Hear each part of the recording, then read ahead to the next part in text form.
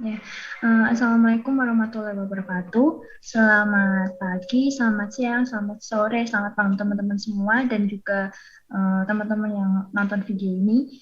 Terima kasih sebelumnya buat teman-teman juga yang udah join ke acara webinar kali ini. Dan untuk kesempatan ini saya akan menjelaskan mengenai strategi branding bagi UMKM. Saya langsung izin share screen aja ya. Ya, seperti yang saya sebutkan tadi, saya akan menjelaskan mengenai strategi branding bagi UMKM. Sebelumnya mungkin saya izin untuk memperkenalkan diri terlebih dahulu. Nah, ini profil saya. Jadi nama saya Dianita Sarah dari Mojo Songo, Boyolali. Saya dari Prodi S1 Akuntansi tahun angkatan 2019 dari Universitas Negeri 11 Maret. Nah, branding. Mungkin teman-teman udah pernah mendengar sama istilah branding gitu. Jadi branding itu merupakan hal yang penting yang harus dilakukan sama pelaku usaha UMKM khususnya atau usaha mikro, kecil dan menengah supaya mereka itu bisa menembus pasar dan juga menjaga eksistensi bisnis mereka di tengah-tengah masyarakat gitu. Nah, branding sendiri itu sebagai berbagai bentuk usaha dalam menciptakan sebuah merek. Dengan merek itu kita bisa menyampaikan apa visi, apa misi mereka dari produk kita, kemudian supaya produk kita juga bisa lebih dikenal sama publik. Dan branding itu merupakan kayak pencitraan gitu, agar suatu produk kita itu dapat menarik dan melekat di benak konsumen, entah itu dari namanya atau logonya ataupun slogannya gitu. Bisa dibilang kalau branding itu sebagai bentuk komunikasi dari perusahaan kepada konsumen yang memang menjadi target sasaran atau target pasarnya. Dan tujuan utama dari suatu branding itu untuk mengenalkan produk kita ke masyarakat umum kan, sama halnya kayak ke arah marketing untuk memasarkan produk dengan membangun citra yang positif dan istilahnya reputasi atau image nama baik perusahaan kita itu agar selalu bagus di mata masyarakat, khususnya juga untuk konsumen gitu. Dan pencitraan dalam hal ini dilakukan ke sama perusahaan itu untuk membangun kepercayaan sama konsumen supaya mereka itu mendapatkan pelanggan yang setia, pelanggan yang loyal gitu. Nah, kalau dari perusahaan atau usaha itu sendiri, mungkin branding itu juga bukan hanya sekedar cuman merek atau produk kita itu sudah terkenal gitu, tapi juga sebagai itu tadi image perusahaan secara keseluruhan atau bagaimana masyarakat itu merasa bahwa perusahaan atau usaha kita itu merupakan yang terbaik dibandingkan sama yang lain, terkenal sama good quality-nya ataupun good service-nya dari jasa kita gitu. Nah, di sini ada beberapa unsur branding yang saya tampilkan. Yang pertama, ini ada nama merek. Nama merek itu kan hal pertama yang harus dipenuhi kalau kita mau melakukan apa menjual produk atau jasa kita, pasti kan kita membutuhkan nama kan. Nah, kalau kita nggak punya nama, maka produk kita kan juga sama aja nggak punya identitas. Kalau nggak punya identitas, mana mungkin orang itu bisa mengenali produk-produk kita gitu kan. Jadi sebisa mungkin pelaku usaha itu juga mencari nama, tapi yang nama itu belum pernah dipakai sama usaha lain. Karena nanti kalau ada kesamaan nama itu kan bisa menimbulkan konflik juga kan. Nah, kemudian namanya itu kalau bisa yang unik, yang membuat orang itu kepikiran malah jadi hafal gitu sama nama toko kita atau nama produk kita gitu. Tapi juga jangan nama yang mengandung unsur-unsur yang tidak bagus, seperti mengandung unsur sara gitu. Jadi sebisa mungkin carilah nama yang unik. Gitu. Kemudian yang kedua ada logo. Nah, dalam pembuatan logo itu kita harus memperhatikan faktor apa keunikan, kemudian image yang sesuai sama produk atau brand kita. Nah, logo yang unik itu kan akan meninggalkan kesan yang mungkin sulit dilupakan sama konsumen.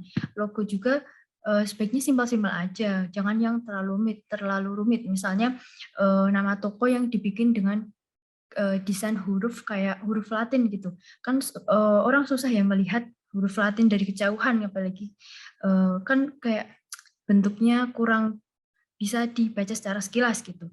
Nah, karena kan mungkin kita sering juga atau kadang melihat toko-toko yang pakai huruf Latin ataupun huruf yang susah dibaca sama orang lain. Memang meskipun terlihat bagus, terlihat estetik gitu ya, tapi esensinya kan kita untuk orang lain supaya orang itu bisa tahu, bisa membaca, oh toko kita itu menjual produk ini yang akhirnya mereka bisa datang dan berkunjung. Jadi buatnya yang simpel-simpel aja dan mudah dikenali, tapi juga berkesan gitu. Nah kemudian di sini ada tampilan visual. Nah di sini mungkin bisa diaplikasikan sama desain dari produknya, kemudian kemasannya, ataupun dari desain toko, layout tokonya dan sebagainya gitu. Dengan menggunakan tampilan yang menarik atau biasanya itu menggunakan warna-warna yang cerah, elegan, dan itu kan akan menambah pencitraan terhadap sebuah produk kita. Kemudian ada maskot. Nah, maskot itu sama halnya kayak tokoh atau wajah dari produk atau brand kita. Misal bisa aja dari co-founder perusahaannya. Kemudian kita bisa mengundang kayak brand ambassador dari artis yang udah terkenal untuk diajak bekerja sama untuk mempromosikan produk kita. Nah, dengan mereka memasarkan produknya dan juga sebagai wajah dari produk kita, itu kan mungkin banyak orang yang akan lebih tertarik sama produk kita. Dan ini juga masuk ke cara marketing untuk menambah keuntungan kan gitu. Kemudian juga ada suara, ini misalnya kayak lagu tematik gitu. Jadi kehadiran sebuah lagu itu kan bisa melengkapi sama unsur visualisasi dan membuatnya itu mungkin juga lebih indah, lebih mudah diingat. Oh, nadanya itu kayak nada produk ini ya gitu. Misal ataupun kita sering dengar ini kayak Tokopedia, Shopee ataupun jasa Ruang Guru itu juga menimbulkan kesan gitu. Kemudian ada slogan, mungkin bisa kata-kata kayak akronim atau tagline, jingle gitu. Nah, kita harus juga memilih slogan yang cerdas yang bisa meninggalkan kesan mendalam. Dan proses dalam pembuatan brand itu kan juga harus menggunakan kata-kata yang memiliki unsur yang positif, ceria, mudah diingat, beda juga dari brand sebelah brand yang lain. Nah, kemudian ada fungsi dari branding. Yang pertama, di sini ada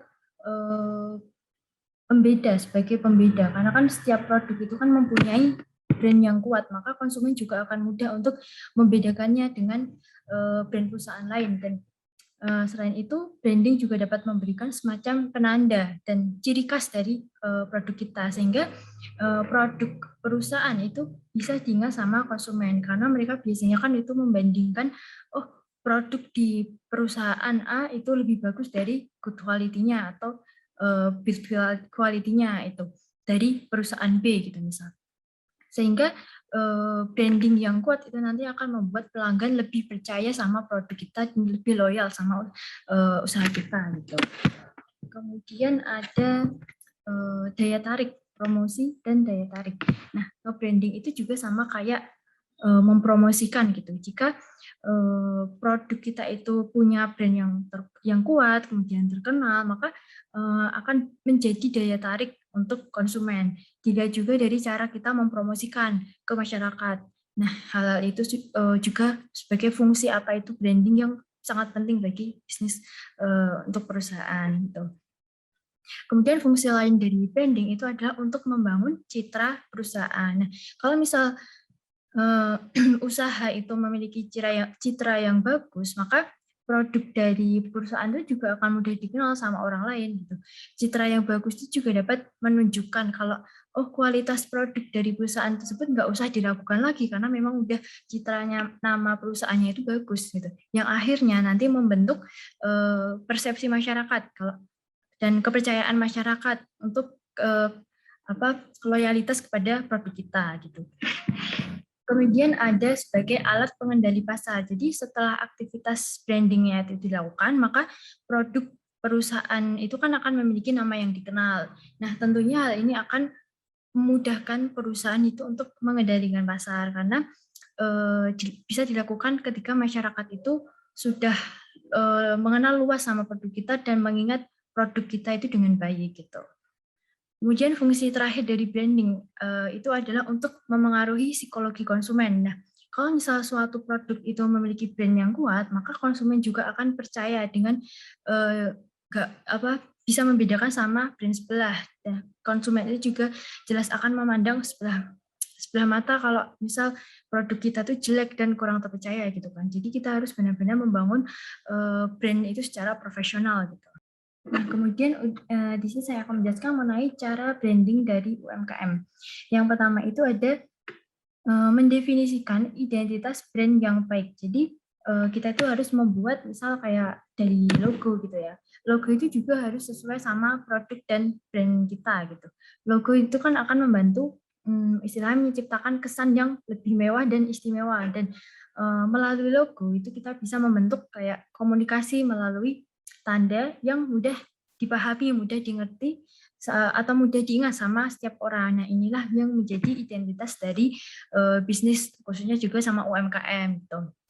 Tetapi branding produk itu enggak hanya sekedar menunjukkan logo di kemasan atau papan nama ataupun situs media sosial gitu ya, tapi branding juga untuk menunjukkan usaha kita tuh secara utuh, secara keseluruhan, termasuk bagaimana cara kita memperlakukan pelanggan. Jadi sebelum membuat logo dan melakukan langkah taktis gitu, kita harus memastikan dan memahami dengan baik identitas usaha yang kita jalankan dan tahu nih siapa target atau sasaran pasar kita gitu. Nah, kemudian yang kedua ini ada menentukan konsep yang orisinal. Jadi cara branding produk untuknya UMKM ya khususnya, itu nggak akan berhasil kalau misal kita nggak punya pembeda dari sisi unik sama kompetitor gitu. Karena itu jangan lupa kalau kita juga harus memberikan sentuhan yang unik supaya nggak kalah saing sama pesaing gitu. Ini kan bisa menjadi cara yang mudah untuk membuat publik itu lebih gampang melihat, gampang mengingat, gampang menilai gitu. Misal kayak slogan-slogan yang unik gitu. Kemudian ada ciri khas yang menjadi pembeda sama produk brand sebelah gitu. Nah, kemudian ada tampilan visual yang menarik.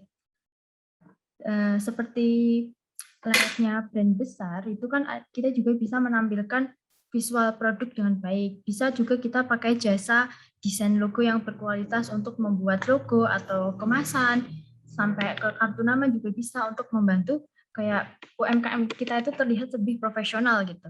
Nah, mungkin ini saya beri contoh. Nah, di sini kita bisa melihat perbandingan dari dua jenis brosur. Yang di sebelah kiri mungkin kita bisa menilai kalau ini tuh dari segi warna kurang cocok ya, karena ini tulisannya merah, background-nya itu berwarna. Kemudian untuk gambar cover-nya itu kayak cuman seolah-olah cuma nempel gambar di dasar di background-nya gitu. Sedangkan kalau di gambar yang kanan kita kan bisa menilai ini tuh istilahnya kalau zaman sekarang estetik gitu. Nah, kita juga bisa menilai kalau yang menggunakan gambar atau foto yang berkualitas sesuai produk itu juga akan menambah nilai yang baik di mata pelanggan. Kemudian dari ukuran fontnya yang mudah terbaca dan ukurannya nggak terlalu besar ataupun nggak terlalu kecil, dan warnanya juga sesuai, nggak mati gitu. Kemudian kita juga harus menghindari penggunaan warna yang ini terlalu mencolok. Cukup warna yang mungkin kita bisa pakai color palette gitu ya. Yang simpel-simpel aja, nggak usah yang terlalu banyak warnanya yang malah kesannya itu terlalu ramai gitu. Dan mungkin kita juga harus menghindari lah, jangan sampai ada kesalahan penulisan atau typo ataupun sama pemenggalan kata gitu. Terus pastikan juga tulisan kita itu mudah untuk dipahami gitu. Nah, kemudian selanjutnya itu kita harus membuat konten yang selaras. Jadi ketika kita membangun brand, membangun usaha di era digital ini kan kita banyak ya punya website atau akun media sosial. Nah, itu kan jangan sampai kita nggak manfaatkan, karena itu sebagai cara promosi yang istilahnya gratis dan mudah kita gunakan di setiap saat. Dan selain menampilkan logo, visi misi dari produk yang kita jual, mungkin dari situs di media sosial kita juga harus isi sama konten-konten yang sesuai sama brand kita ataupun juga yang bermanfaat. Misalnya ini. Nah, di sini saya ngambil dari Instagram. Ini ada konten masak ya, sama hijab. Nah, di sini mereka itu yang di sebelah kiri itu akun yang menjual makanan. Nah, di samping itu mereka itu membuat konten seputar tips atau resep-resep makanan yang orang itu bisa nikmati, orang bisa dapatkan bahannya dengan mudah sehingga kita pelanggan itu bisa mengetahui produk kita, mengetahui tips dan trik, sehingga itu juga sebagai cara untuk pemasaran. Dan untuk yang sebelah kanan itu juga sama, itu menjual hijab, tapi di sana dia juga menampilkan kayak tutorial memakai hijab, misalnya hijab segi 4, kemudian hijab pasmina. Nah, itu kan juga akan menambah konten yang bermanfaat bagi para konsumen, sehingga konsumen itu merasa, oh ternyata bisa dikreasikan seperti ini, oh ternyata hijabnya itu ada bedanya sama produk yang sebelah gitu. Jadi ada sisi keunikan dan juga menambah nilai plus dari produk kita. Nah, kemudian cara selanjutnya itu dengan kita harus mencari peluang kemitraan. Nah, orang itu kan bisa bersama-sama bekerja sama brand yang mereka percaya. Namun kalau kita masih istilahnya UMKM atau usaha yang baru buka, untuk membangun kepercayaan itu kan akan memakan waktu yang cukup lama. Dan cara branding dari produk untuk UMKM itu biasanya ini kayak mencari peluang kemitraan dengan merek lain yang dari merek lain itu sudah punya nama yang dipercaya sama pelanggan kita. Nah, misal anggap aja kita pemilik coffee shop gitu yang masih baru dan menjalankan kerjasama sama sebuah brand cookies gitu, yang cookiesnya itu emang udah terkenal dari dulu. Nah, ketika pelanggan itu menemukan brand kita melalui merek cookies yang mereka sudah kenal dan percaya, berarti kesempatan kita untuk memperoleh kepercayaan yang sama juga yang semakin besar gitu. Lalu contoh bentuk kerjasama yang dilakukan itu gimana? Misalnya kita menjual produk itu secara bundling dengan merek cookies tersebut. Misal dengan membeli cookies, kita membeli cookies ditambah sama secangkir kopi gitu di coffee shop kita. Nah, maka pelanggan akan mendapatkan harga yang lebih murah ketimbang mereka membeli secara terpisah. Dan mungkin awalnya pelanggan membeli paket itu tadi ya, bundling itu karena cookiesnya. Namun dari sana mereka bisa mengenal produk kita juga selain dari cookiesnya yang mereka incar gitu. Kemudian kalau menurut mereka kopinya itu sudah sesuai sama selera mereka, nah kita bisa punya peluang tuh untuk menjadikan pelanggan cookie tadi menjadi pelanggan kita juga gitu. Nah ini saya akan tampilkan contohnya. Ini ada kolaborasi dari kopi Janji Jiwa sama Oreo. Nah seperti yang saya jelaskan tadi sama cookies gitu. Kemudian yang sebelah kanan itu ada kolaborasi kopi su sama teh pucuk. Nah itu kan kolaborasi antara teh yang rasanya unik sama dicampur kopi. Nah itu akan menjadikan cita rasa yang mungkin berbeda dan banyak orang juga yang udah suka sama teh pucuk gitu.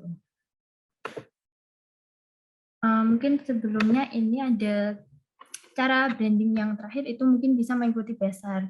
Ya, bisa menjadi peluang yang bagus dan efektif bagi sebuah usaha itu untuk memulai memperkenalkan brand gitu. Namun jangan lupa kalau kita mau ikut pameran atau besar ya kita cari yang cocok lah identitas sama produknya. Kalau misal kita menjual produk makanan ya kita ikut bazarnya makanan gitu, pameran kuliner atau misal kita punya produk fashion pakaian ya kita ikutnya ke gelaran fashion show. Nah kayak gitu kan memberikan kesempatan kita untuk memperoleh exposure ke calon pelanggan baru gitu. Nah di sini saya memberikan contoh suatu usaha atau brand yang sudah berhasil gitu. Ini ada contohnya menanti itu dari produknya Jerome Pauline gitu sama kakaknya Jihian yang mereka itu cuman mempersiapkan brand usaha mereka itu hanya dalam 10 hari secara kilat gitu. Konsepnya juga sederhana, jadi cuman mereka jualan teh sama cemilan, tapi namanya itu unik. Memang berdasarkan sama idenya dari si Jerome Pauline yang memang sudah menjadi public figure itu yaitu seorang YouTuber gitu.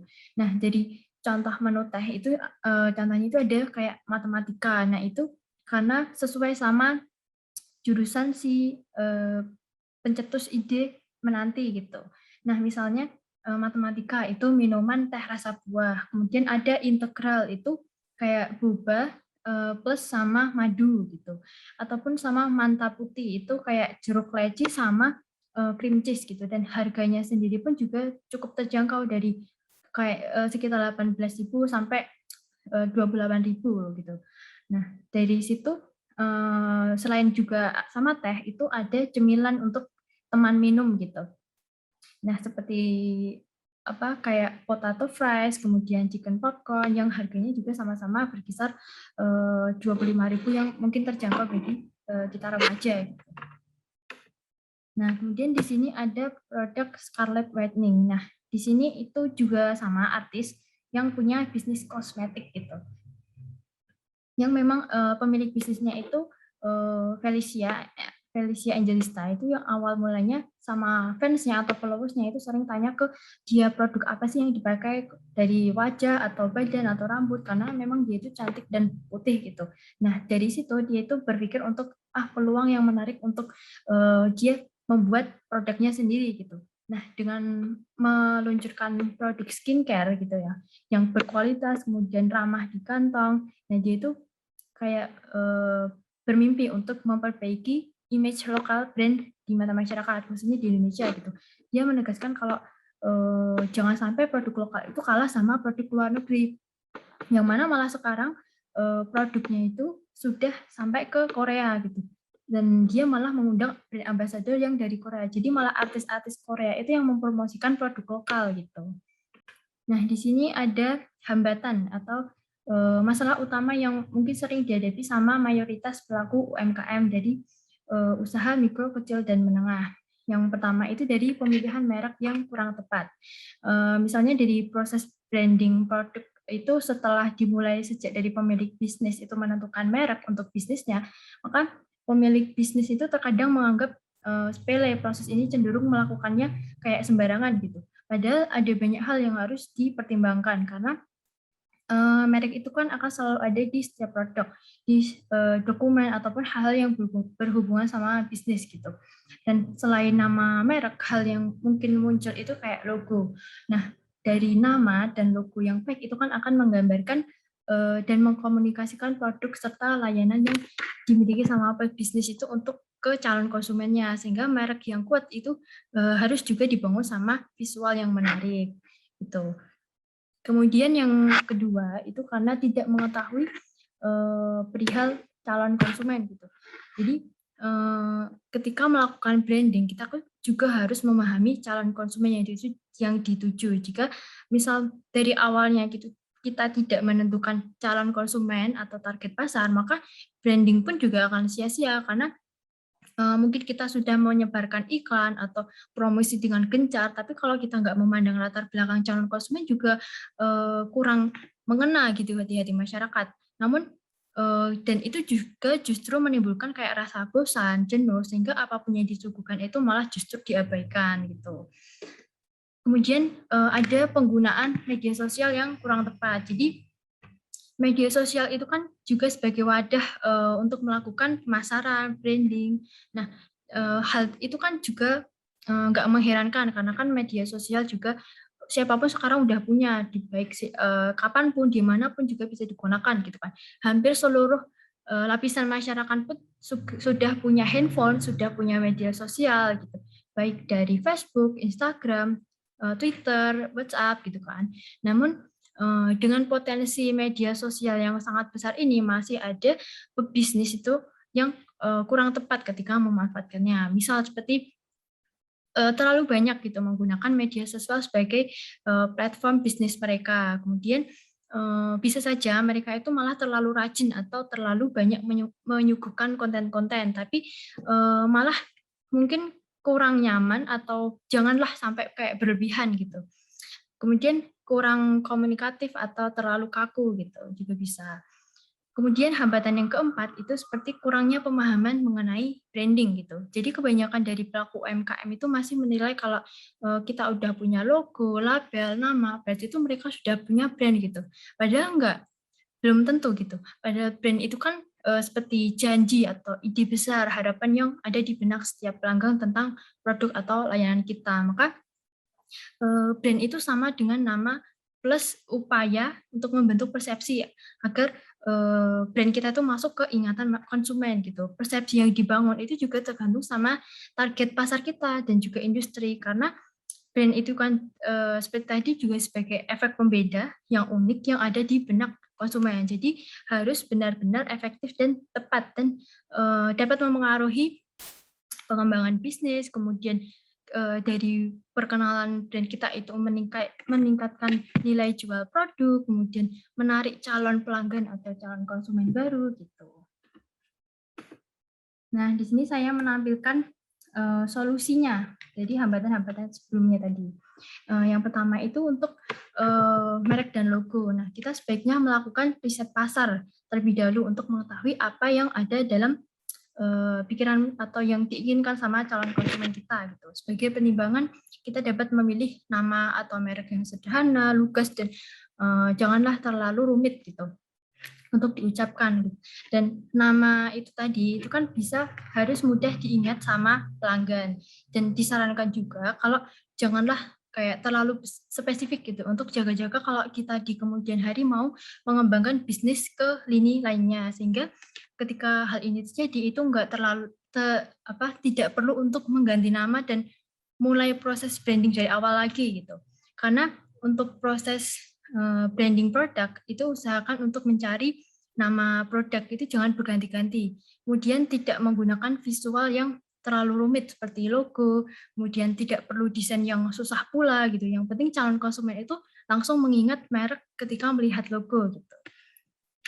Kemudian dari sisi konsumennya itu kita harus menelusuri dahulu sebanyak mungkin juga informasi mengenai calon pelanggan, mulai dari target produk kita serta mencoba untuk mungkin bisa wawancara atau observasi dari penggunaan produk kita gitu. Semakin banyak informasi yang kita dapatkan, maka akan semakin mudah untuk menyesuaikan program branding itu untuk kebutuhan calon pelanggan gitu. Sehingga dengan proses yang simpel tetap bisa menyentuh orang yang tepat. Kemudian juga dari media sosial, mungkin kita bisa memfokuskan konten branding itu di platform dengan basis konsumen yang potensial. Jadi kalau misal kontennya itu kan terlalu membanjiri timeline, konsumen itu mungkin bisa merasa kayak terganggu atau cepat bosan. Gitu. Nah, sehingga kita harus melakukan secara bertahap gitu, jangan langsung semuanya dikeluarkan. Tampilkan juga variasi gitu, sehingga mungkin memunculkan hal-hal yang baru, hal yang segar untuk konsumen setiap harinya. Sehingga mungkin kita juga bisa ajak sesekali lah untuk konsumen itu berpendapat, minta polling gitu atau saran, bermain game itu kan juga bisa. Sehingga di konten media sosial untuk melakukan hal itu juga nggak susah kan sekarang. Gitu. Kemudian solusinya untuk kurangnya pemahaman dari proses branding, kita bisa melakukan pendampingan baik itu dari pemerintah atau dari komunitas-komunitas tertentu yang membantu UMKM dalam membranding usahanya. Ataupun kita juga bisa belajar secara mandiri, misal mengikuti seminar yang berkaitan atau ikut lihat-lihat bazar. Nah, itu diharapkan membantu branding produk kita bagi para pelaku UMKM itu untuk membuat baik itu dari nama, logo, kemudian kemasan itu juga bisa, kemudian pencitraan sebagai strategi pemasaran gitu. Nah, mungkin langsung ke kesimpulan. Jadi branding itu kan bukan sekedar masalah merek atau visualisasi yang bagus dari sebuah produk. Lebih dalam dari itu, kalau branding itu kan juga terkait sama nilai-nilai yang ingin disampaikan seperti awal sebuah produk itu terbentuk hingga citra yang ingin dicapai gitu. Meski banyak produk yang sama di pasaran ataupun tapi tetap kita harus ada sisi uniknya, sisi yang pembedanya. Nah, yang membedakan juga seperti apa tujuan dari pembuatan produknya atau bagaimana kisah di balik produk tersebut. Nah, itu kan tentunya bisa menjadi sisi positif atau yang untuk memotivasi UMKM lain atau untuk mengkomunikasikan branding kita ke konsumen agar mereka itu tetap loyal gitu. Jadi merek yang melabeli sebuah produk dan sebagai wakil dari sesuatu yang dipasarkan itu kan menjadi penanda bagi sebuah produk sekaligus sebagai pembeda tadi dengan produk yang lain. Dan dari situ kita bisa mendapatkan value indikator untuk menggambarkan seberapa sih kokohnya nilai yang ditawarkan sama pelanggan gitu.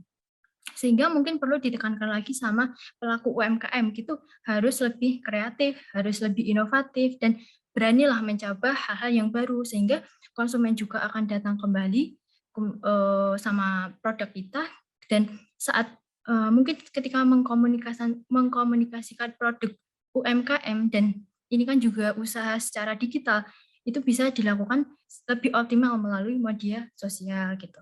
Karena dapat menyasar khalayak yang ditarget dan menumbuhkan skala bisnisnya itu juga secara bertahap. Jadi memang nggak langsung dari nol langsung naik ke atas gitu, nggak, tapi memang harus bertahap. Dan mengingat potensi setiap orang sekarang kan sudah punya handphone, sudah punya media sosial, baik itu Facebook, Instagram, dan Twitter gitu. Jadi mungkin harus lebih ditingkatkan lagi. Nah, terima kasih. Sekian mungkin pembahasan dari saya. Mohon maaf apabila banyak kesalahan. Wassalamualaikum warahmatullahi wabarakatuh. Nah, ya silakan teman-teman yang mau bertanya boleh melalui kolom komentar. Dipersilahkan.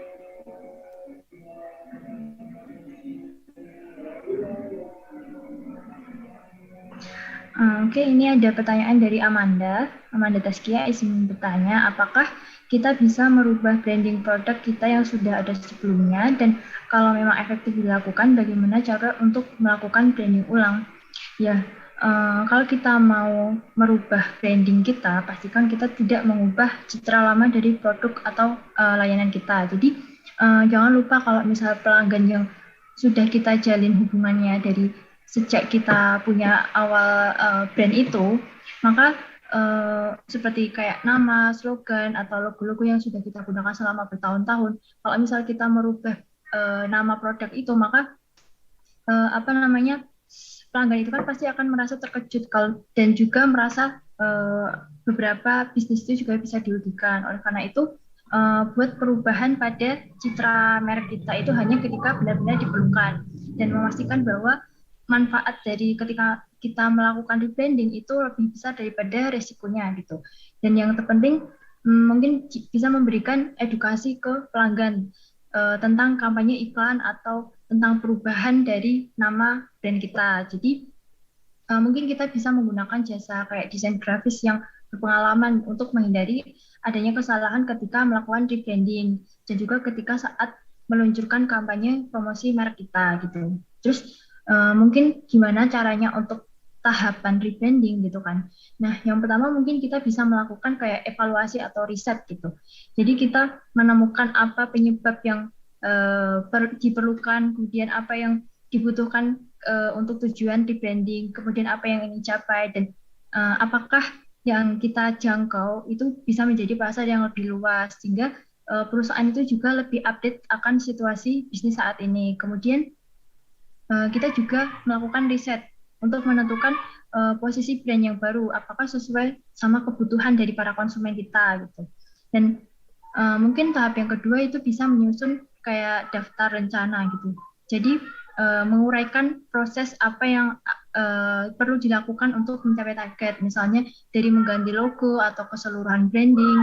Nah, kemudian setelah kita melakukan proses branding tadi, kita juga perlu melakukan dokumentasi terhadap seluruh proses rebranding tadi, dengan mungkin apa dari catatan tertulis mulai dari awal wacana, kemudian saatnya berjalan proses itu, kemudian hingga akhirnya nanti disosialisasikan ke masyarakat. Artinya juga sebagai arsip ketika menjadi keputusan yang akan digunakan di masa depan gitu.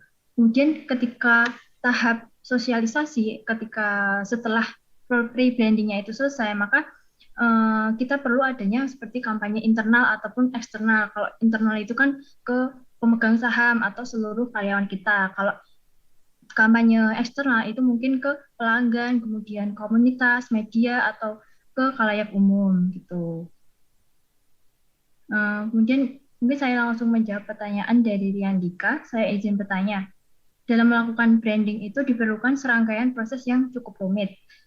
Oleh karenanya, pebisnis juga harus telaten dalam melakukan proses ini agar pengeluaran anggaran yang dilakukan bisa berdampak pada peningkatan omset usaha. Nah, lalu anggaran apa saja yang bisa diperkirakan untuk melakukan proses branding ini supaya benar-benar efisien? Ya, bisa diperkirakan anggaran apa saja yang mungkin akan dikeluarkan ketika proses branding, seperti misalnya anggaran untuk yang membuat brand gitu.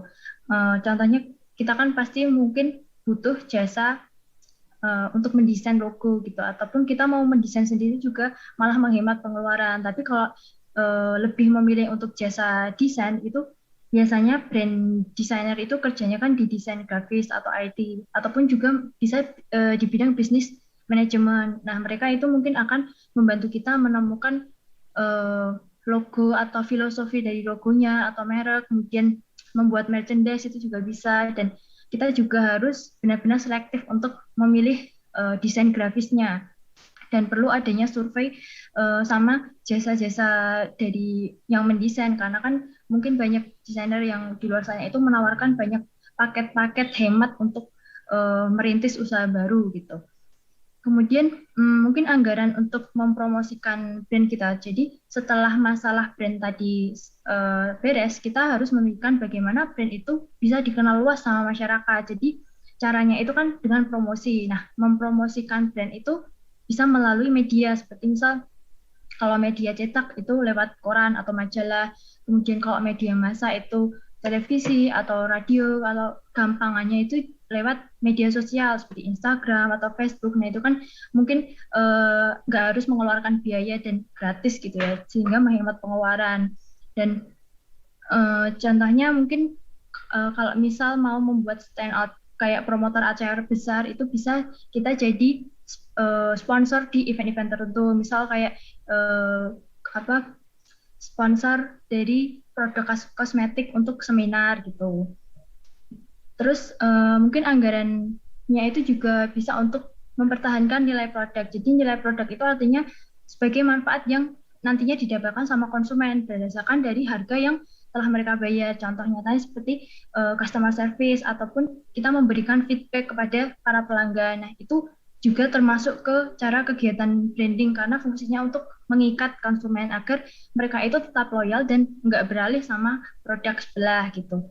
Dan mungkin dari jenis-jenis anggaran yang diperlukan untuk kegiatan branding itu semuanya penting ya untuk usaha, dengan mungkin proses adanya langkah-langkah yang digunakan untuk menggunakan dan pelaksanaan brand itu juga harus tetap, dan anggaran yang sudah direncanakan itu juga benar-benar detail dan tertarget. Maka dari sisi perusahaan pun juga akan lebih mudah untuk mengalokasikan dananya gitu.